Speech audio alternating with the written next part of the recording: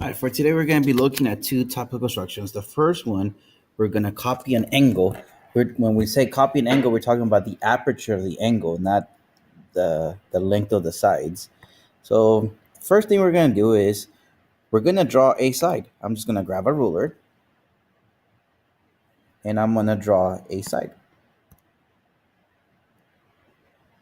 I don't care if the sides are the same length as the one on the angle. I'm just copying a side. So the bottom side, I just copy it. Now for the second thing I'm gonna do, I'm just gonna draw an arc. So I'm gonna center my compass at the vertex of the angle, and I'm gonna cross my two sides of the angle. So it should look something like that. So once again, I center it at the vertex and cross both sides of the angle. Now I'm gonna center it at the vertex at the end of the segment that I drew at the bottom. And obviously I'm going to cross that side, but I'm also going to cross where I expect my second side of the angle to go through. Now, the important thing is measure the distance between the two marks on the angle. So I'm going to center my compass at one of the marks, and I'm going to put the pencil part on the other intersection. So you see how my non-pencil is at one of the marks of the angle, and then my pencil's on the other mark. I'm gonna center it here at the bottom. You see where I centered on my marks? I'm gonna make an arc. Now the last thing I'm gonna do is I'm gonna connect the vertex with the intersection that I just drew, and I just copy the angle. Those two angles are the same size. Now on the back side, question number 7 of your paper, or question number 2 in my example, construct a line segment through the given point parallel to the given line segment. What I'm gonna do first, I'm gonna do a segment that crosses my point in my other segment.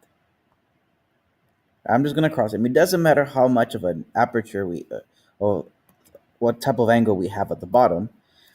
Now I'm gonna measure the distance from my point to where I cross the segment.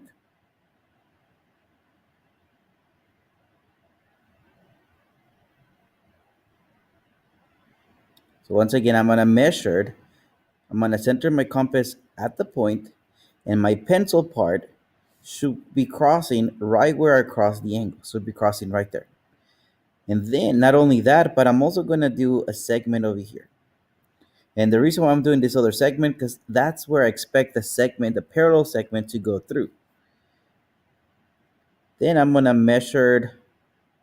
center my compass here, right where I cross my intersection. Obviously, I can make an arc that goes through the point, but I'm gonna make this other arc on this segment. Now I'm gonna center my compass there, and I'm gonna do that intersection. I'm gonna connect my ruler.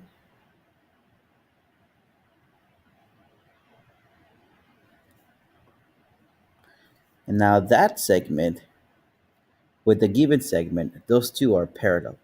So just a little recap what I did on the backside. First, I just drew a segment, right? You guys can see I did that segment right here. Then I measured the distance from the intersection. So I measured this distance to the point that was given. I measured that distance, and then that's where I made the other arcs. Right here from the point right here at the bottom. So from this point, you guys can see I made this arc and this other arc. I kept the same aperture, so do not change the aperture or compass. So then I centered here and I made this other arc.